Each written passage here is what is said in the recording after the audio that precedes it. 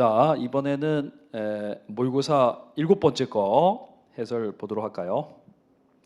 1번은 이제 제가 이건 좀 문제를 좀 이게 경영학 원론책 뭐 이런 거에 나오는 거 한번 냈어요. 본사에서 온 임원들의 공장 방문을 공장장이 직접 안내하는 것은 경영자 역할 가운데 뭐냐?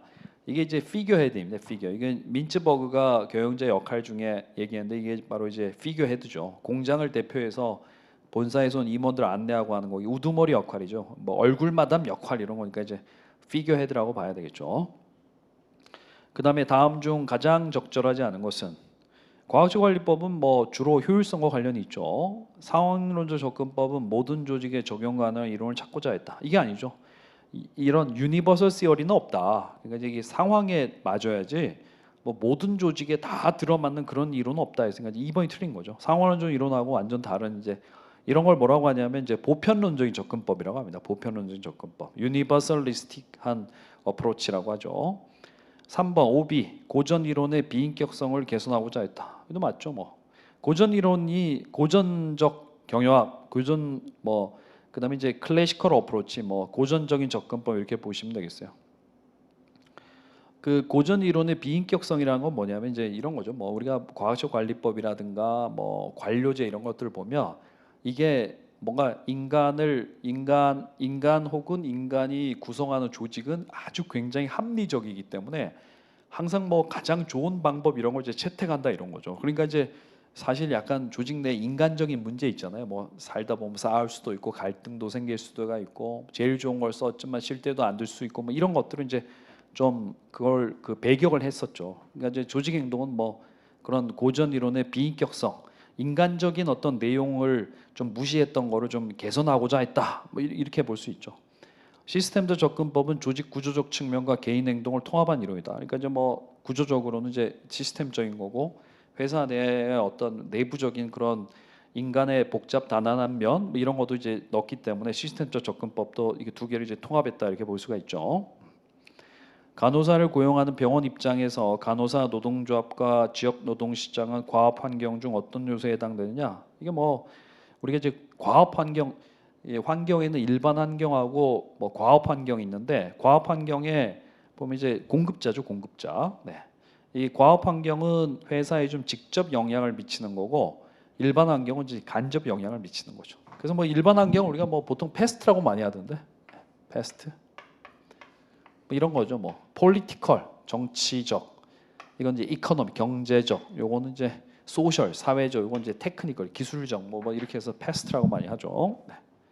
그건 일반 환경이고요. 네. 자, 그래서 여기 과업 환경 중에 여기 있는 건 다 과업 환경인데 그 중에 이제 노동 시장은 뭐 당연히 이제 공급자죠. 그다음에요. 4번 의사결정 오류 가운데 사건의 결과가 실제로 알려진 후 결과를 정확하게 예측할 수 있었다고 잘못 믿는 경향. 이거 이제 하이트사이트 바이어스죠. 하이트사이트 바이어스. 과도한 확신은 뭐냐면 자기 자신에 대해서 굉장히 긍정적으로 생각하는 걸 이제 과도한 확신.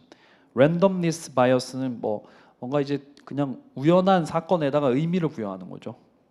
로또 맞았는데 막 거기다가 이제 뭐 조상님이 꿈에 보이더니 막 이렇게 의미 부여하고 그런 거죠. 네. 자성적 예언 셀프 풀필링 프로퍼시는 그건 뭐 의사결정 오류라기보다는 지각 오류죠. 자성적 예언 뭐예요?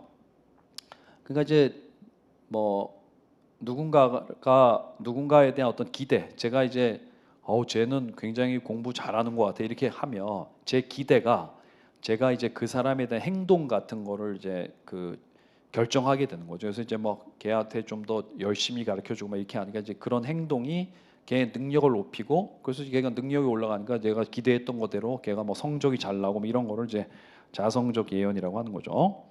5번 동기부여 이론에 관한 설명 중 가장 적절하지 않은 것은 매슬로우 이론에서 사람의 행동에 동기를 부여하는 건 미충족 욕구다. 그렇죠. 그냥 욕구가 아니라 충족이 안 된 욕구.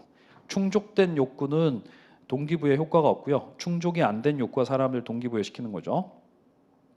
맥클랜드가 주장한 세 가지 욕구는 선천적이라기보다는 후천적으로 학습된 욕구이다. 그렇죠. 그래서 우리가 뭐 다른 말로 이게 학습된 욕구 이론 이렇게도 하죠. 허즈버그의 이윤 이론에 따르면 만족한 사람은 불만족이 없다고 보아야 한다. 이게 틀린 거죠. 그러니까 이제 만족과 불만족을 동일한 차원에 놓고 보면 만족한 사람 불만족이 없고 불만족한 사람은 만족이 없고 이렇게 되는 거지만 허즈버그는 만족과 불만족이 상이한 차원이라고 했기 때문에 만족하면서 동시에 불만족이 있을 수도 있고 만족도 없고 불만족도 있을 수가 있고 막 그런 거죠. 그러니까 3번이 틀린 거죠. 말이 좀 이게 좀 약간 어렵게 써놨지만 그게 뭐 허즈버그 이론 이론의 제일 이제 골자라고 보셔야죠. 목표 설정 이론은 목표를 세울 때 사람들을 동기부여해서 목표를 세울 것을 제시한다. 그렇죠? 뭐 이게 사람들을 목표 설정에 참여시키고 그다음에 이제 목표는 굉장히 좀 구체적이어야 된다. 뭐 이런 걸 제시하는 거죠. 6번 리더십 적절하지 않은 것은 오하이오 주립대학의 OSU 연구는 구조주도와 배려. 그렇죠? 허스와 블렌차드의 상황적 리더십에 의해서 부하의 성숙도가 가장 높을 때는 뭐예요? 지시적 뭐요? 설득적, 지설, 참위 이렇게 되잖아요. 지시적, 설득적, 참여적, 위임적. 그래서 뭐요? 부하 중에 성수가 제일 높을 때는 참여형, 아니 위임형이죠. 위임형. 그렇죠? 2번이 틀렸네. 참여형은 이제 3단계죠. 3단계. 피들러의 리더십 상황 모형에서 LPC 점수가 높은 LPC 점수가 높은 뭐예요? 관계지향적 리더죠. 낮으면 과업지향적 리더고. 네. 블레이크와 머튼의 관리 격자 이론은 리더십 행동 이론에 속한다. 그렇죠? 행동 이론이죠. 가장 좋은 건 이제 9.9 리더십이라고 한 거죠. 네. 그다음에 7번 적절하지 않은 것은 조직 구조네요. 대규모 조직이 소규모 조직보다 공식화 정도가 높다. 왜냐하면 이제 조직이 크니까 아무래도 이제 관료화되기 때문이죠. 마일즈와 스노우의 연구에서 방어형 전략을 구사하는 기업의 특징은 엄격한 비용 통제이다. 그렇죠? 좀 이제 기계적에 가까워야죠. 우드워드의 연구에서 기술 복잡성이 증가할수록 조직의 전반적인 구조는 더욱 유기적인 구조를 갖는 것이 바람직하다. 이렇게 얘기해서는 좀 안 되죠. 왜냐하면 유닛, 매스, 프로세스로 기술 복잡성이 증가하는데 조직 구조는 이제 유기적이었다가 기계적이었다 다시 유기적이 되기 때문에 계속 유기적이 되는 건 아니에요. 그래서 뭐 계속 유기적이 돼야 된다, 기계적이 돼야 된다 둘 다 틀린 거죠. 3번 챈들러는 제품의 종류가 많아질수록 제품 구조는 기능 조직에서 사업부 조직으로 변해야 한다고 주장했다. 그렇죠? 그래서 이제 대기업 조직은 다 사업부 조직이죠. 8번 적절한 것은 직무 충실화는 전문화된 단일 과업을 수평적으로 확대하여 과업의 수를 늘리는 거다. 수평적으로 늘리는 건 이제 직무 확대죠. job enlargement죠. enrichment는 이제 그 수직적으로 늘리는 거고, 직무 분석이란 직무의 상대적 가치를 정하는 절차다. 직무의 상대적 가치를 정하는 거는 이제 직무 분석이 아니라 직무 분석 다음에 하는 직무 평가인 거죠. 직무 명세서에는 뭐가 있어요? 교육 경험, 지적 능력, 뭐 KSA가 있고 기술서에는 TDR이 들어있고 3번이 맞는 거죠. 해크만과 올드햄의 직무 특성 모형에 따르면 과업의 다양성, 기술 중요성, 과업 자율성, 뭐 이게 뒤죽박죽 돼 있죠. 기술 다양성, 과업 중요성, 과업 정체성, 과업 중요성, 자율성, 피드백 이렇게 되는 거죠. 네. 그래서 막 뒤죽박죽이 틀렸고요. 9번 인사평가 방법 중 개발하는데 시간과 노력은 많이 들지만 종업원들이 조직에서 보여줄 구체적인 행동에 대한 피드백, 그건 뭐 당연히 행동평가인 뭐 BARS, BOS 뭐 이런 것들이죠. 네, 4번이 되겠죠. 10번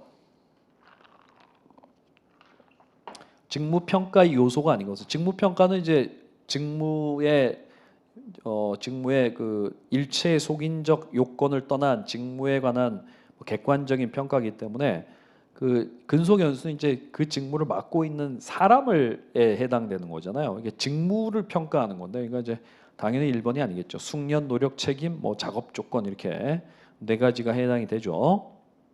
1번이 아니고 11번 성과급에 관한 설명이 바르지 않은 것은, 성과급은 성과 연계하에 받는 부가급에 통칭하는 말이며 인센티브라고도 한다. 그렇죠. 추가로 주는 거죠. 프로핏 쉐어링은 개인 성과에 대해 지급한 성과급이다. 이게 틀린 거죠. 프로핏 쉐어링은 이제 뭐 조직 성과, 회사가 프로핏이 많이 나면 주는 거죠. PS. 그래서 이건 개인 성과급이 아니라 뭐 집단 혹은 이제 뭐 조직 성과급이라고 하는 거죠. 스캔론 플랜은 집단 성과 배분. 그렇죠. 이거는 이제 그 개인 쉐어링의 일종이죠. 조업원에 주는 스탁 옵션도 일종의 인센티브다. 그렇죠. 네. 스탁 옵션 사실 뭐 임원들만 받는다고 생각하시는데 이게 종업원도 받을 수 있어요. 네. 일종의 인센티브죠. 주식으로 주는. 네. 연공주의 승진 제도와 관계없는 것은, 그러니까 연공주의 승진은 이제 승진에서 우리가 뭐 연공주의와 능력주의가 있는데 연공주의가 이거죠. 뭐 근속연수 긴 사람의 승진 우선권, 근속연수에 따라 숙련도가 높아진다고 가정을 하고요. 종업원들 사이에서 질서를 확립하고 사기를 유지하는 데 도움을 준다. 그렇죠? 하지만 4번 직무 분류 제도와 공정한 인사 제도가 전제되어야 된다. 이게 4번은 이제 이건 뭐 능력주의 승진에 해당이 되는 거죠. 연공주의가 아니라. 왜냐하면 이제 능력주의는 능력을 아주 공정하게 평가를 해야 그 평가한 걸 가지고 승진을 시킬 수가 있기 때문에 공정한 인사 평가 제도 이게 이제 전제가 되어야 되는 거죠. 만약에 그게 없다고 하면 이제 힘든 거죠. 13번 마케팅 전략 STP 적절하지 않은 것은 세분 시장은 충분한 규모와 수익 가능성을 가져야 한다. 그렇죠? 그 다음에 시장이 지나치게 세분화된 경우에는 통합하여 여러 세분 시장을 동시에 공략할 수 있는 제품을 내놓는 것이 바람직하다. 그렇죠? 비차별적 마케팅은 세분 시장의 차이를 무시하고 하나의 상품을 전체 시장 공략하는 거다. 그렇죠? 라이프 스타일이나 성격은 행동적 세분화 변수다. 아니죠. 라이프 스타일하고 성격은 이제 심리 분석적 변수인 거죠. 행동적 변수에는 뭐 있어요? 뭐 예를 들면 뭐 추구하는 편익이라든가 뭐 사용량, 그다음에 뭐 상표 애호도 뭐 이런 것들이 이제 행동적 세분화 변수인 거죠. 서비스 특징에 해당하지 않는 것은 생산과 소비의 분리성이 아니라 비분리성이죠. 비분리성. 1번이 틀렸네요. 무형성, 이질성, 소멸성 맞죠? 네. 15번 다음이 의미하는 가격 관련 용어는 뭐냐? 가격이 높아질수록 판매량이 줄여야 하는데 향수, 보석 등의 경우에는 비싼 것이 오히려 더 잘 팔리는 경우를 볼 수 있다. 가격이 비쌀수록 사람들이 이제 품질이 더 좋을 거야 이렇게 생각하는 걸 이제 가격 품질 연상이라고 합니다. 소비자들은 이제 그 품질을 평가할 정보가 없기 때문에 가격이 비쌀수록 품질이 좋을 거야 이렇게 생각하는데 그걸 가격 품질 연상, Price Quality Association이라고 하는 거죠. 16번 기업이 다각화를 추구하는 목적에 해당하지 않는 것은 개별 사업의 경기 순환에서 오는 위험을 줄이기 위해 기업 내부 자본과 노동력 활용, 시장 지배력 확대 다 맞지만 이제 규모의 경제 아니죠. 뭐 다각화는 규모의 경제가 아니라 이제 범위의 경제라고 말씀드렸죠. 네. 17번 브랜드 전략 중 잉여 생산 능력을 가진 기업이나 마케팅 자원이 제한된 중소 제조업체를 통해 하청 생산된 제품에 자신의 브랜드명을 붙이는 이걸 이제 PB라고 하죠. 프라이빗 브랜드. 18번 논리적이라는 장점을 갖고 있지만 실제 현실에 적용하여 사용하기가 쉽지 않은 광고 예산 결정 방법으로 다음 중 가장 적절한 것은 이게 뭐 목표 가업법입니다. 목표 가업법. 네. 그냥 논리적이에요. 뭐 예를 들면 이제 목표를 정하고 목표 달성에 대한 방법, 광고를 몇 번, 이거 그거에 대한 예산 추정하는 거기 때문에 굉장히 논리적이지만 그게 이제 현실적으로 적용하기가 쉽지가 않죠. 왜냐? 광고를 딱 뭐 몇 번 하면 목표를 달성할 수 있냐? 그건 또 아니기 때문에 그런 거죠. 네. 19번 아이스크림의 여름철 수요 예측하기 위해서 아이스크림 수요에 영향을 미치는 선행 지수들을 이용하여 예측한다면 이건 뭐냐? 어쨌든 아이스크림 수요에 영향을 미치는 뭐 기온, 습도, 장마, 기간 이런 걸 이용하니까 이건 이제 회기 분석이라고 봐야죠. 회기 분석. 회기 분석. 네. 그다음에요. 인과형 예측이죠. 뭐 대표적인 K사는 작년 4분기 수요를 15만 개로 예측했으나 실제 판매량은 이제 13만 개였다. 단순 지수 평활법을 사용하여 올해 1분기 수요를 예측하니 14만 4천 개였다. 이때 사용한 상수 알파는 뭐냐? 이건 좀 우리가 이제 뭐 지수 평활법은 예측은 15만 개였어요. 15만 개. 플러스 이제 알파고 실제는 이제 DT-FT 하니까 DT가 13만 개, 15만 개. 이렇게 하는 게 14만 4천이에요. 그러니까 이제 이거의 값이 얼마야 되냐면 마이너스 6천이어야 되는 거야. 마이너스 6천. 마이너스 6천 되면 되니까 어쨌든 마이너스 이게 얼마야? 2만이죠. 2만에도 6천 되려면 알파가 0.3이면 되겠네. 그렇죠? 21번 슈메너가 서비스 매트릭스 제시한 서비스 종류에 해당하지 않는 거. 서비스 공장, 대량 서비스, 서비스숍, 인적 서비스.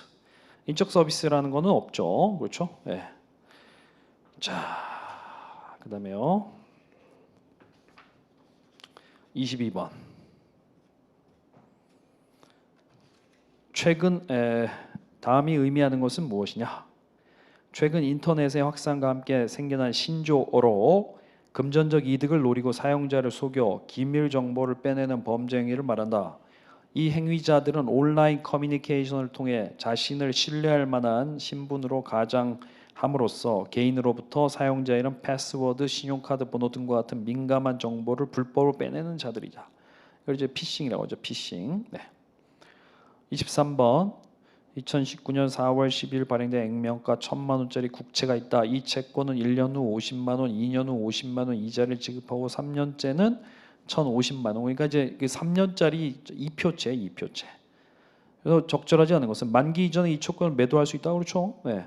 이 채권은 만기가 3년 2표채이다. 왜냐하면 이제 매년 이자를 주고 마지막에 이제 원금 상환하니까 그런 걸 이제 2표채라고 합니다.